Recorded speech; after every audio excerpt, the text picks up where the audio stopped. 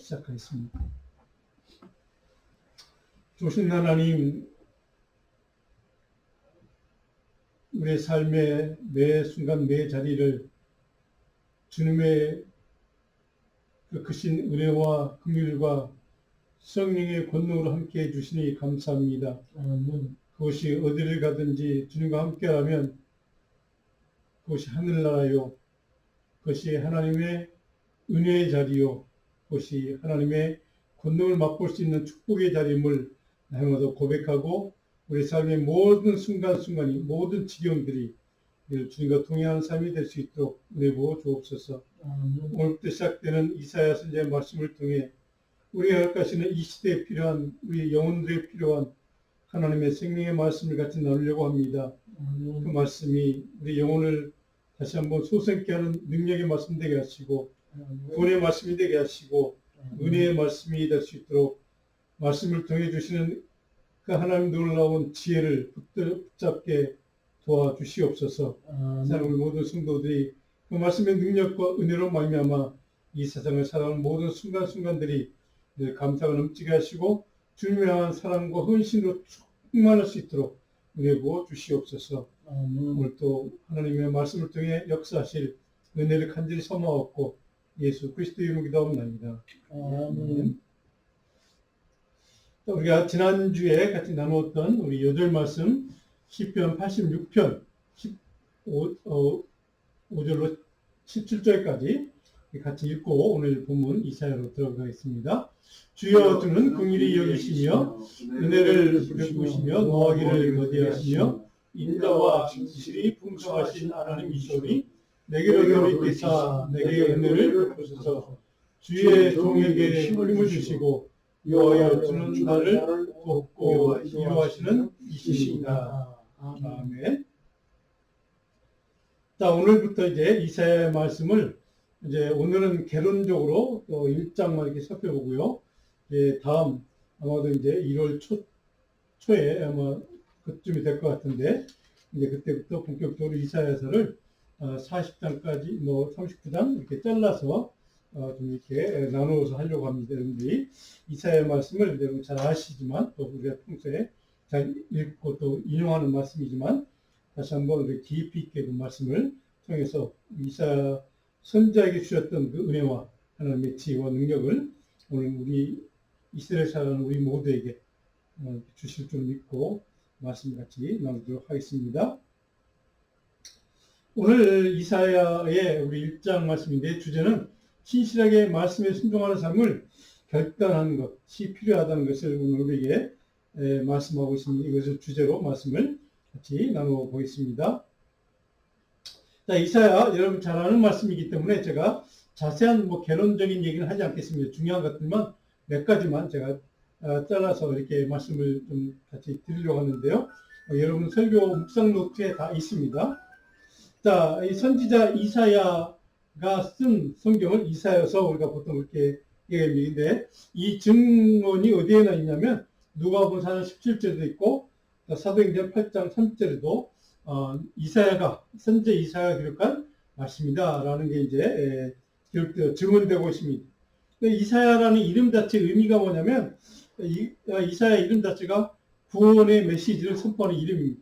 구원은 하나님께로부터 온 것이다 라고 하는 구원의 근원이 누구인가를 선포해주는 이름 자체가 그렇습니다. 그래서 이사야 선지자 전체 연의 말씀 전체는 하나님의 구원의 역사, 하나님의 구원의 은혜를 선포하는 말씀이라고 우리가 기억하시면 좀 쉽게 이해가 될 것 같습니다. 자, 언제 이 사람은 선지자로 활동했는가? 이스라엘 역사 가운데 가장 좀 험난했던 물론 시기도 하고 가장 굉장히 또 변동이 많았던 그 시대를 이제 살면서 활동했던 사람인데 이스라엘 왕국이 남과 북으로 한 940년, 930년 솔로몬이 이제 시대가 끝나고 그 이후에 분열이 됩니다. 남북 우리 남한 북한처럼 이렇게 분열이 되는데 그때 유다 왕국, 유다 지파의 왕국입니다. 그래서 중심 수도가 예루살렘이죠. 우시야 왕이라고 하는 인물이 있습니다. 이 사람은 790년부터 739년까지 통치했던 남유다 왕국의 왕으로 섬겼던 인물입니다. 그 이후에 이제 여담 왕이라는 사람이 등극하고 그때 선지자로 소명을 받고 활동했던 보통 학자들마다 정확하지 않습니다. 근데 750년 아니면 745년 아니면 739년 이쯤에서 선지자로 소명받았을 것이다. 선지자로 활동하기 시작했을 것이다. 이제 우리가 그렇게 그냥 대충 그 정도구나 생각하시면 될 것 같습니다. 또 이 사람이 활동했던 시기는 이스라엘 남유다 왕국의 임금 4대 임금에 걸쳐서 활동합니다. 우시야 왕으로부터 시작을 해서 여담 왕, 아하스, 히스기야 이렇게 이제 계속 이어지는 왕 통치 시기를 이제 지나면서 역사적인 변동을 지나면서 활동했던 인물이죠. 그러니까 따지고 보면 한 60여 년 이렇게 활동 기간을 잡을 수 있다고 학자들이 얘기합니다. 이후에 이제 686년에 므낫세의 대학살 이제 사건이 벌어질 그때 이사야 선지자가 처형을 당하고 마는데 그게 열왕기하 21장 16절에 증언되어 있습니다. 그때가 686년이라고 이렇게 학자들은 추정을 합니다. 자, 그러면 당시에 이사야 선지자와 함께 활동했던 선지자들은 누가? 여러분 잘 아는 인물입니다. 미가라는 선지자가 있고 아모스라는 선지자가 있고 호세아라고 하는 선지자가 있죠. 그런 인물들이 활동했던 시기구나. 비슷하게 아마 이 시기였겠구나 생각하시면 될 것 같습니다. 자, 당시 역사적인 상황적인 배경은 예루살렘에서 정치 정교적인 자문 역할, 그러니까 정치인입니다, 사실은. 왕족 출신이기도 하지만 정치인이기도 했습니다. 그래서 이제 정치적인, 종교적인 이제 왕에게 자문을 해주는 역할, 이 정도 이제 생각하시면 될 것 같고요. 그리고 우리가 제일 잘 아는 이 이사야에게 가장 중요했던 사건 중 하나가 히스기야 왕이 행했던 종교 개혁이 있죠. 하나님의 말씀을 발견했으니 그 말씀을 중심으로 하나님의 신앙을 다시 새롭게 했던 종교 개혁, 그 사건을 가장 큰 공헌을 했던 인물이 이사야 선지자라고 이렇게 우리가 알고 있습니다. 자, 그럼 이사야의 중심 주제는 뭘까? 물론 다양한 주제가 있지만 크게 몇 가지로 살펴보면 이스라엘 남북의 분열 대립 시대입니다. 갈등 시대죠. 그때 국제 정치 세계 질서는 큰 혼돈의 시대, 그리고 위기의 시대, 이스라엘 남유다 왕국에 있어서 굉장히 큰 위기의 시대를 살아갔던 인물입니다. 남유다 왕국의 아샤라라고 다른 이름 별칭입니다. 우시야 왕이 다른 이름입니다. 북이스라엘의 여로왕 2세라고 하는 그 왕들이 통치할 때 굉장히 이스라엘이 남북이 다 경제적으로 크게 번성하고 성장했던 그런 시기였습니다. 그러니까 경제적으로 잘 살다가 보니까 정신적으로나 영적으로 이스라엘 백성들이 타락을 하기 시작합니다. 그리고 사회적으로, 정치적으로, 도덕적으로, 영적으로 여러 가지 종교 사회 제도가 타락을 극심하게 타락했던 시대.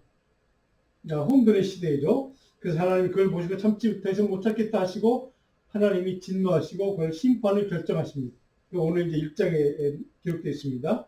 그래서 하나님이 심판하시겠다라고 하는 경고의 메시지를 선포한 인물이 이사야 선지자입니다. 하나님의 아들 메시아 고난의 종이 구원자가 와서 우리 보통 그분을 그리스도라고 얘기하죠.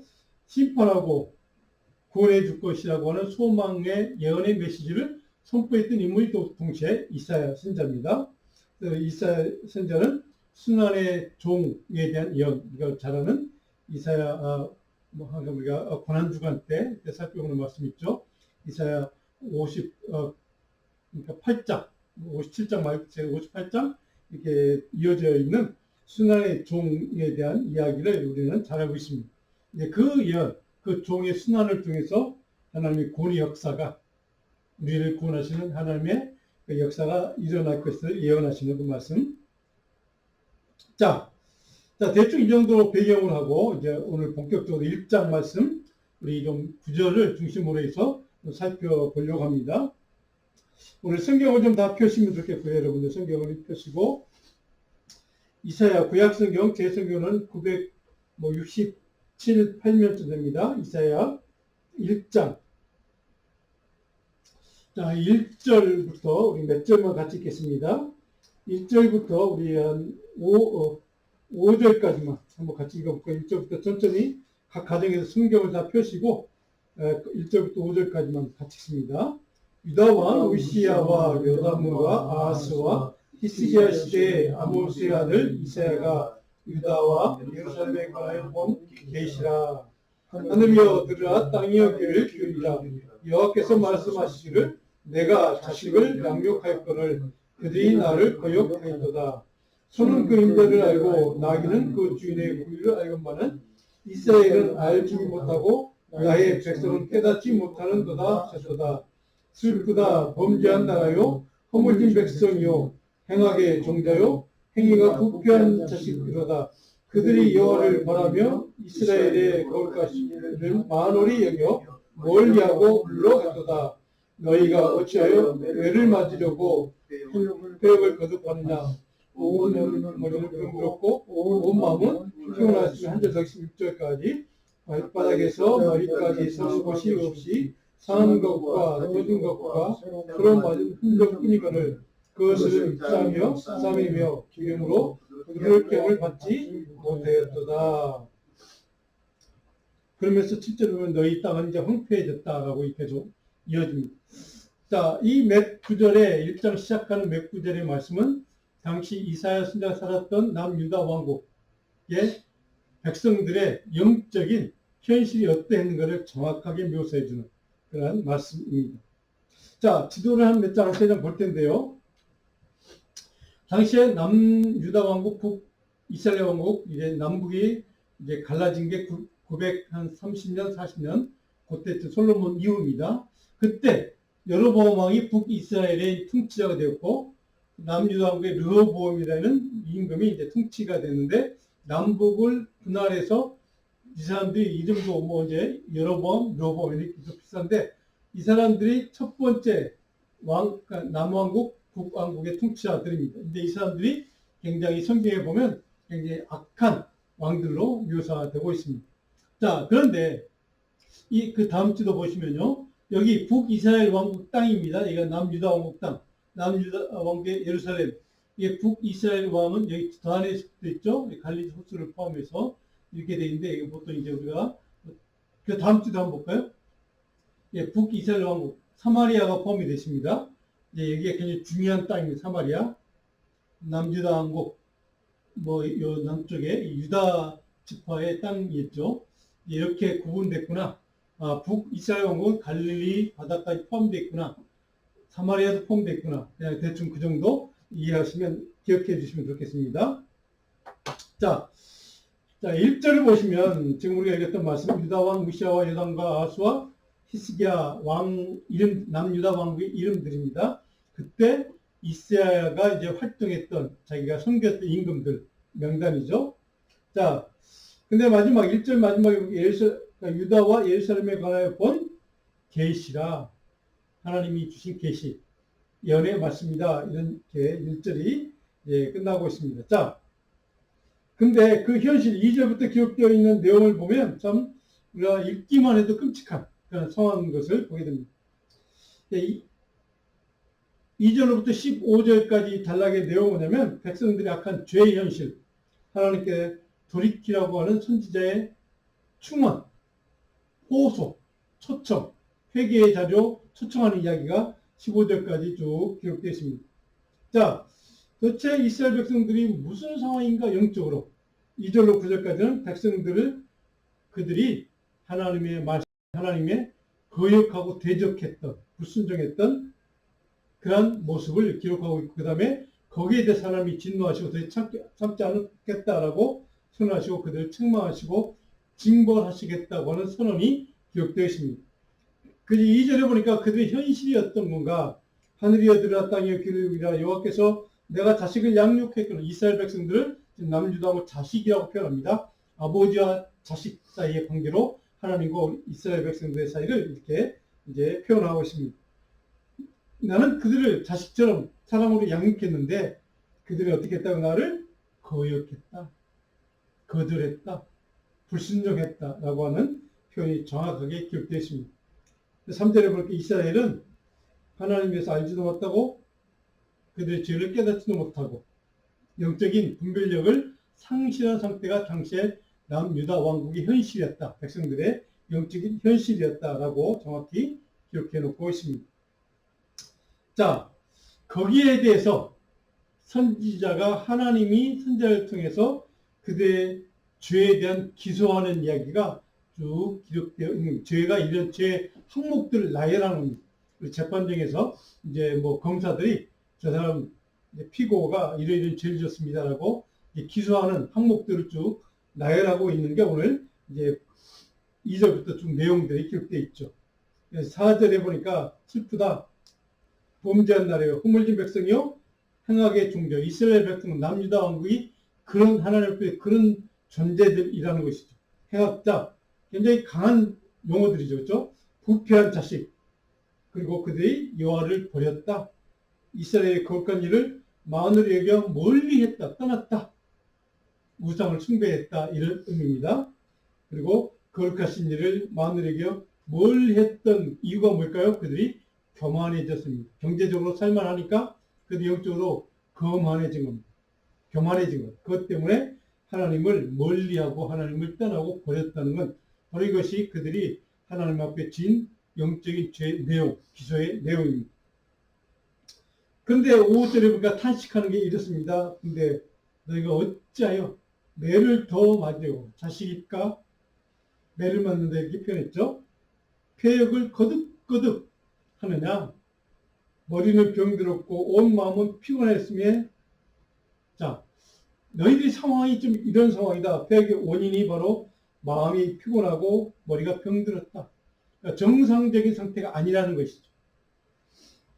그리고 그러면 그 결과는 무엇인가? 7절에 보니까 이제 우리가 읽지 못했지만 7절에 보니까 땅은 흡혀졌다. 하나님이 그 영적인 불순종과 거역과 죄로 말미암아 우리 이스라엘 백성들의 현실, 삶의 현실은 영적으로 황폐해진 상황이라는 것을 정확하게 기억하고 있습니다.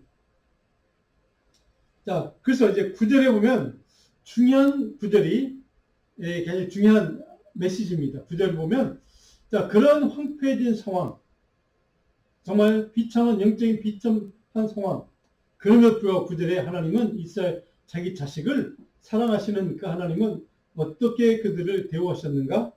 9절에 만군의 여호와께서 우리를 위하여 생존자를 조금 남겨두지 아니하셨다면 우리가 소돔 같고 고모라 같았으리. 그럼에도 불구하고 하나님이 우리를 불쌍히 여겨주셔서 우리에게 남은 자를 지켜주셨다는 뜻이죠. 보존해 주셨다는 뜻입니다. 그 남은 사람들이 없었다면 우리가 소돔과 고모라처럼 이미 깨끗하게 처절하게 멸망하고 말았을 것이다. 라고 이사야가 이렇게 비유를 합니다. 그러니까 소돔과 고모라와 같은 상황이라는 것을 이렇게 간접적으로 표현하고 있습니다. 근데 거기에 누가 남아 있습니까? 하나님이 찾으셨던 의인, 생존자, 남은 자, 믿음의 사람들이 아마 있었던 것 같습니다. 그래서 이사야는 그 사람들 때문에, 하나님 남겨주신 그 사람들 때문에 우리가 소돔과 고모라처럼 완전히 멸망당하지는 않게 되었다는 것을 이렇게 감사하는 마음을 표현하고 있는 겁니다. 그 하나님의 은혜를 기억하고 감사하는 뜻이기도 합니다. 자, 그런데 바울 사도가 로마서 9장 29절에 지금 우리가 읽었던 이 구절에 있는 말씀을 로마서 9장 29절에 똑같은 그대로 인용합니다. 그래서 로마서 9장 29절 제가 한번 읽어봅니다. 또한 이사야가 미리 말한 바 이사야 선지자가 이렇게 말씀했다라 그대로 인용합니다. 만군의 주께서 우리에게 씨를 남겨두지 아니하셨더라면 우리가 소돔과 같이 되고 고모라 같이 같았으리로다 함과 같으니 이미 이사야도 이렇게 예언해 주셨어. 자, 사도 바울이 이 말씀을 인용했던 이유는 바울 시대 당시에 그 세상의 영적인 현실이 세상 사람들의 영적인 현실이 바로 그러한 상황이었다는 것을 이렇게 비유적으로 표현하기 위해서 이 말씀을 그대로 인용합니다. 근데 그 문제, 근본적인 남유다 왕국 백성들의 현실의 문제가, 근본적인 문제가 무엇인가를 10절로 15절은 정확하게 우리에게 가르쳐줍니다. 종교적인 영적인 형식주의, 쉬운 말로 하면 가식, 외식에 대한 책망이기도 합니다. 10절에 보니까 너희 소돔에 가는들아 여호와의 말씀을 들을 자다. 너희 고모라의 백성아 우리 하나님의 법에 귀를 기울일 자다. 귀를 기울이라고 표현합니다. 하나님의 말씀을 전심으로 온 마음을 다해서 그 말씀을 순종하라는 뜻입니다. 그러니까 귀를 기울인다는 말은 그냥 들으라는 게 아니라 그 말씀 그대로를 따라서 실천하고 행하고 순종하는 행함을 좀 강조하기 위해서 바로 귀를 기울이고 들으라 이렇게 표현했습니다. 자, 12절 보니까 그들이 이 들으라고 명령하신 이유가 있습니다. 왜냐하면 이 남유다 왕국의 영적인 현실이 너무나도 하나님께서 마음이 아프셨던 것 같습니다. 12절에 보니까 너희가 내 앞에 보이러 오니, 그러니까 예배드리러 왔다는 얘기입니다. 내 마당만 밟을 뿐이다. 여러분 잘 아는 표현이죠. 마당만 밟고 간다. 예배드리러 왔어. 성전에도 왔어. 하나님 전에 나왔어. 그런데 그냥 전심을 다해서 하나님을 예배하고 찬양하고 경배하지 않고 그냥 예배당만 몸만 왔다가 그냥 가는 마음 중심은 하나님께 있지 않다는 영적인 현실을 이렇게 비꼬는 표현으로 이렇게 표현하고 있습니다. 마당만 밟고 갔다. 자, 이것이 오늘 이사야가 당시 남유다 왕국 백성들의 가장 비참한 영적인 현실 가운데 가장 핵심적인 문제라고 지적하는 겁니다. 오늘 이 말씀을 읽으면서 오늘 우리들 이 시대에 살아가는 우리들에게도 주는 귀한 영적인 메시지가 있습니다. 오늘 이 시대에 수많은 교회가 있고 많은 크리스찬들이 있습니다. 자, 주일날 예배 드리러 가죠. 물론 내가 특별 예배도 있고 뭐 특별 기도의 모임도 있고 주일날 예배도 있고 여러 모임이 있습니다. 예배가 있습니다. 그런데 바로 마당만 밟고 가는 사람들. 그 사람들이 참 많이 있는 것 같습니다. 이것이 오늘 이 시대에 많은 크리스찬들의 영적인 현실이지 않을까. 오늘 우리에게 주시는 이사야를 통해 하나님이 우리에게 준엄하게 경고하는 메시지이기도 합니다. 오늘 우리가 예배 드릴 때, 하나님 앞에 나올 때 전심을 다해서, 온 마음을 다해서, 뜻을 다해서 하나님을 예배하고 참여 경배하고 하나님 앞에 죄를 회개하고 돌이키지 않고 그냥 몸만 왔다가 예배 형식만 그렇게 들고 가는 시간만 그냥 버리고 가는 그런 현실을 지적하는 말씀이라고 우리가 좀 이해를 했으면 좋겠습니다. 내게 주시는 메시지이기도 합니다. 하나님 앞에 나왔을 때 정말로 하나님 전심을 다해 주님을 온 마음을 다해 사랑하고 경배하고 찬양하고 예배하는 그 예배가 있는지 아니면 그냥 막 교회에 왔다가 몸만 담그고 그냥 앉아있다가 그냥 가는지 바로 이것이 오늘 우리에게 주는 중요한 경고라는 사실을 우리 다시 한번 깨달을 수 있기를 원합니다. 자, 13절에 보니까 그런 마당만 받고 가는 신앙생활을 하기 때문에 그 너희의 문제는 무엇이냐? 13절에 악을 행하는 것을 내가 더 이상 견디지 못해. 마당만 받고 가는 가짜 신앙, 거짓된 신앙, 외식적인 신앙 바로 그 신앙생활 때문에 너희들이 악을 떠나지 못하고 버리지 못하고 계속해서 지속해서 악을 행하는 너희를 보고 내가 더 이상 참을 수가 없다라고 하나님이 13절에 내가 견디지 못하겠노라. 하나님이 인내 한계가 온 겁니다. 그래서 심판을 지금 결심하신 겁니다. 그 결과 어떻게 됩니까? 15절에 보니까 내 눈을 너희에게서 가리고 많이 기도할지라도 내가 듣지 아니할까. 아무리 너희가 기도를 많이 해도 오랜 시간을 기도해도 큰 소리를 기도해도 내 눈을 너희에게서 가리고 너희의 기도에 내가 응답하지 않을 거야 라고 하는 하나님의 준엄한 경고의 메시지이기도 합니다. 오늘 이 시대에 우리 교회가 크리스찬들이 우리가 영적인 능력이 없는 이유는 바로 여기 있습니다. 참된 예배가 아닌 마당만 받고 가는 예배, 거짓된 예배, 외식적인 예배. 그래서 우리 마음 중심이 하나님께 진정으로 돌이키지 않고 하나님의 말씀에 따라 순종하는 삶이 없을 때 그래서 하나님은 우리 기도를 예민하신 그런 책망, 징계 바로 이것을 준엄하게 지금 이사야 선지자를 통해서 이스라엘 백성들에게 좀 꾸짖기도 하고 또 하나님께서 선포하시는 내용입니다. 자, 그렇다면 후반부는 어떤 내용일까요? 자, 하나님께서 그런 현실을 정확하게 우리에게 가르쳐 주시면서 오늘 16절부터는 그럼에도 너희들이 지금이라도 돌이키고 회개하고 내게로 나와 내 말씀 앞에 나와 믿음의 자리에 나와 온 마음과 전심으로 하나님 예배하는 그 예배의 자리에 나와서 하나님 말씀을 순종하고 따르면 하나님이 복을 주시겠다. 그리고 여전히 반역하고 거절하는 그런 불순종의 삶을 살면 내가 심판할 거야 라고 하는 경고의 메시지입니다. 이것이 16절부터 쭉 기록됐습니다. 자, 근데 16절부터 20절까지는 기회를 줍니다. 하나님께서.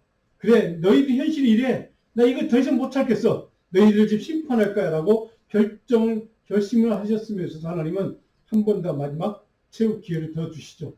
16절에 너희는 스스로 씻으며 스스로 깨끗하게 하여 돌아오라는 겁니다. 너희를 정결하게 영적으로 성결을 회복하라는 겁니다. 너희 악한 행실을 버리고 행악을 그쳐. 내가 다시 한번 기회 한번 더 줄게. 내가 한번 더 참을게. 라고 하는 하나님의 은혜와 긍휼을 이렇게 우리에게 선포하고 있습니다. 자, 어쩌면 오늘 이 시대는 그런 시대가 아닌가 저는 종종 생각합니다. 하나님 지금 이 시대는 하나님 한 번 더 마지막 기회를 주시는 때가 아닌가. 많은 크리스천들이 그렇게 생각하는 분들이 많이 있을 것입니다. 지금의 이 시기는 우리가 살아가는 이 현 시대는 영적으로 보면 영적인 눈으로 보면 하나님 우리에게 더 한번 하나님께 돌이키고 전심을 다해 온 마음을 다해 하나님을 섬기고 사랑하고 따르고 순종하는 돌이킬 수 있는 기회. 이것이 지금 우리가 살아가는 이 시대가 아닌가 하는 생각입니다.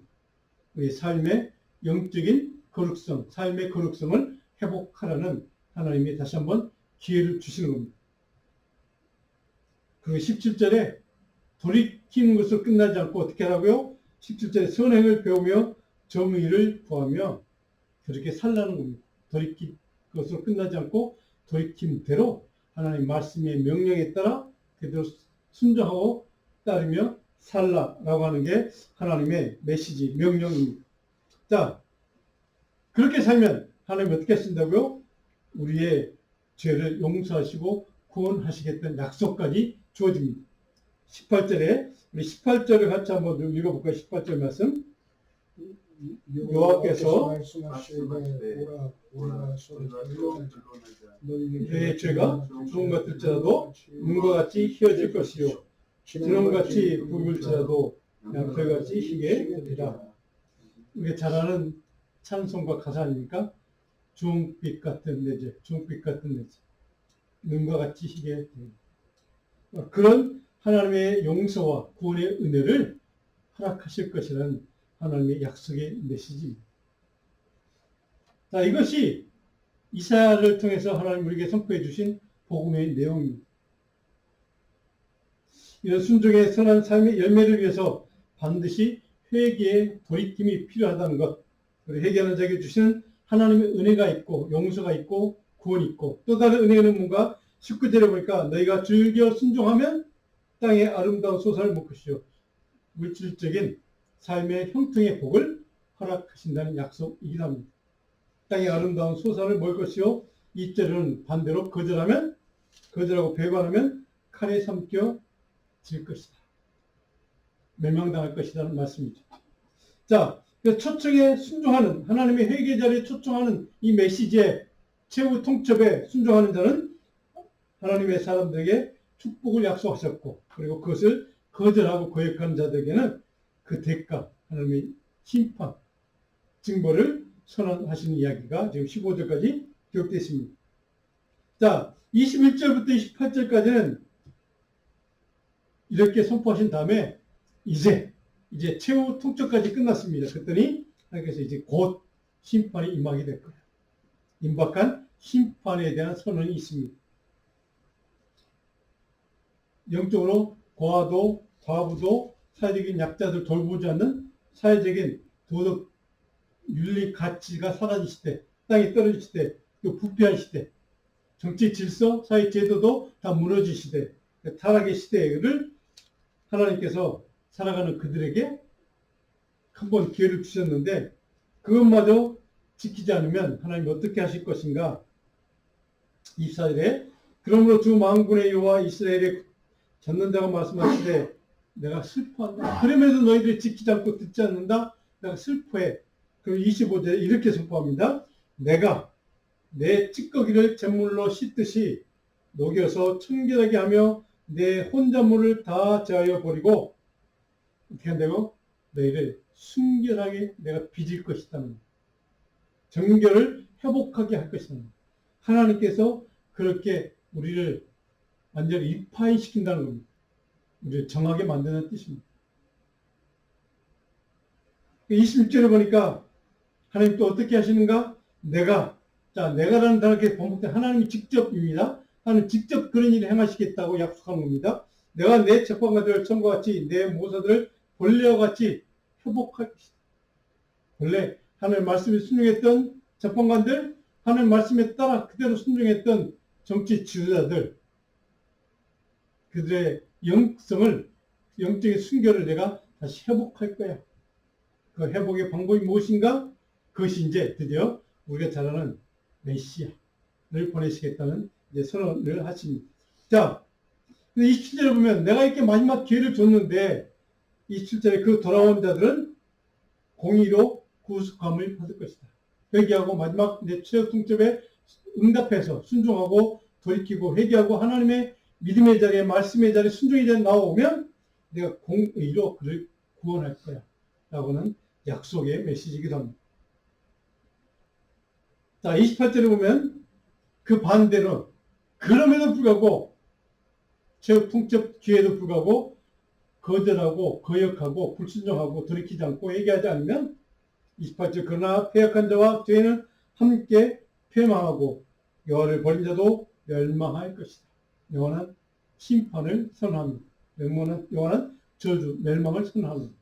자, 그렇다면 그들의 돌이켜야 될 가운데 뭐 사회적인, 정치적인 뭐 여러 가지 올바르게 하나님의 공의에 따라 돌이켜야 될 게 많이 있지만 오늘 특별히 이사야 선지자 29절, 31절 마지막 단락에 강조하는 게 있습니다.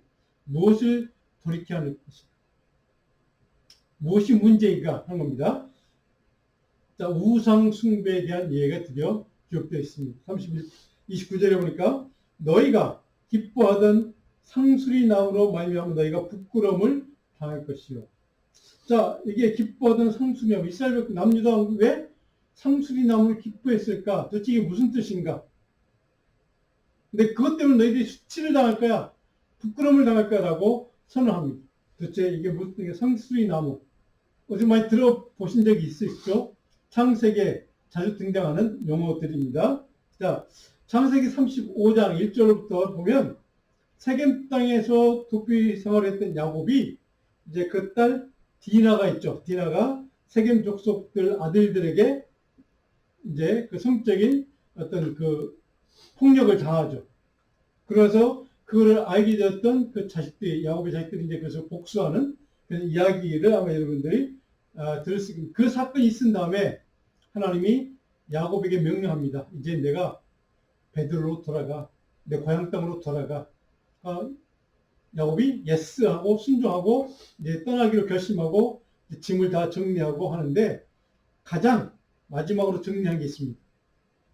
그 이방 땅에서 살면서 그 가족들, 부인을 중심으로 이방 땅에 살던 야곱의 가족들이 섬겼던 당시에 가나안 땅 원주민들이 섬겼던 우상들이 있습니다. 그 신상들이 있습니다. 그것을 그들이 야곱에게 다 바칩니다. 그리고 그 우상들을 야곱이 상수리 나무 아래다가 묻습니다. 그래서 상수리 나무는 무엇을 상징하냐면 가나안 땅 원주민들이 섬겼던 우상을 상징합니다. 우상을 섬겼던 자리를 상징합니다. 그 자리를 바로 이사야 29절에 너희가 기뻐했던 상수리 나무, 남유다 왕국 백성들이 이사야 당시에 그 유다 왕국 이스라엘 하나님의 백성들이 우상을 섬겼다는 뜻입니다. 상수리 나무로 말미암아 너희가 어떻게 되고 영적으로 수치를 당하게 될 것이다. 부끄러움을 당하게 될 것이다. 우상 숭배자들은 너희가 수치를 당할 거야. 하나님이 심판할 거야 라고 하는 뜻입니다. 자, 이런 의미에서 바로 이 상수리 나무 말미암아 수칠당한다는 표현이 있습니다. 자, 거짓 우상을 섬기는 자들에게 하나님 반드시 심판하신다는 선언이기도 합니다. 이스라엘 남유다 왕국에서 이사야가 하나님의 메시지를 정확하게 전달하고 있습니다. 너희들이 우상을 섬긴 너희들 떠나지 않고 돌이키지 않으면, 하나님께 나오지 않으면, 우상을 떨쳐버리지 않으면 하나님 반드시 심판할 거야 라고 하는 메시지이기도 합니다. 자, 오늘 1장에 우리가 적용할 수 있는 교훈을 한번 살펴볼까요? 영적인 교훈 좀 정리해 보겠습니다. 하나님 말씀에 대한 신실한 순종의 삶에는 하나님이 주시는 은혜와 복이 주어짐을 기억하시길 바랍니다. 두 번째, 반대로 말씀에 대한 거절과 불순종의 삶에는 하나님의 책망과 심판이 따름을 반드시 우리는 기억해야만 합니다. 여기는 우상 숭배도 포함되어 있습니다. 자, 오늘 제가 묵상 요절 좀 길게 오늘 묵상 요절을 열왕기하에 있는 말씀, 여러분 잘 아는 말씀이에요. 제가 종종 인용했던 말씀, 열왕기하 23장 2절로 3절 말씀 우리 쭉 같이 읽어보겠습니다. 이에 왕이 여호와의 성전에 올라가매 유다 모든 사람이 왕과 함께 하니라. 왕이 여호와의 성전 안에서 발견한 언약책의 모든 말씀을 읽어 우리의 귀에 들리고 왕이 단 위에 서서 여호와 앞에서 언약을 세우되 마음을 다하고 뜻을 다하여 여호와께 순종하고 그의 계명과 법도와 율례를 지켜 이 책에 기록된 이 언약의 말씀을 이루게 하리라. 하며 백성이 다 그 언약을 따르기로 하리라. 결단했다는 뜻입니다. 바로 이 말씀의 배경이 히스기야 왕의 종교개혁, 그것을 도왔던, 그것을 이렇게 영적으로 리드했던 인물이 바로 이사야 선지자입니다. 그가 이루었던 가장 종교적인 개혁의 핵심의 내용이 뭔가? 지금 우리가 조금 전에 살펴봤던 우상 숭배의 자리, 그것을 떠나고 전심을 다해서, 마음 중심을 다해서 하나님을 예배하는 자리, 말씀의 자리, 순종의 자리로 나오라는 이것이 종교 개혁이었습니다. 하나님의 전만, 몸만 왔다가 땅만 밟고 가는 것이 아닌 온 마음과 중심을 다해서 하나님을 경배하고 찬미하고 영광을 올려드리고 찬양하는 그런 온전한 신실한 진실된 하나님을 예배하는 삶, 이것을 회복하는 것이 종교개혁입니다. 저는 우리가 앞으로 살펴볼 이 이사야의 말씀을 통해서 이사야 선지자를 통해 주시는 하나님의 복음의 메시지를 통해서 바로 이 말씀처럼 우리 안에, 여러분 안에, 우리 자녀들 안에 진정한 종교개혁, 영적인 개혁, 신앙적인 개혁이 일어나는 기회가 되기를 간절히 소원합니다. 이 말씀을 통해 정말 저와 여러분의 영적인 삶에 새로운 변화와 영적인 능력을 얻고 영적인 권능을 공급받는 그런 능력을 통해서 우리가 영적으로 새로워지는 그런 기회가 될 수 있는 그런 좋은 하나님이 우리에게 허락하시는 기회라고 믿고 이 말씀들을 앞으로 계속 살펴보려고 합니다. 묵상 과제 제가 드렸습니다. 여러분 설교 노트에 있습니다. 읽어보시고 묵상 과제를 본문 말씀 다시 한번 확인하시면서 읽으시면서 묵상 과제도 한번 제가 깊이 묵상해 보시는, 생각해 보시는 그런 앞으로 이제 우리가 시작된 곧 다가오는 대강절, 이 크리스마스 성탄절기가 되면 좋겠습니다. 기도하겠습니다.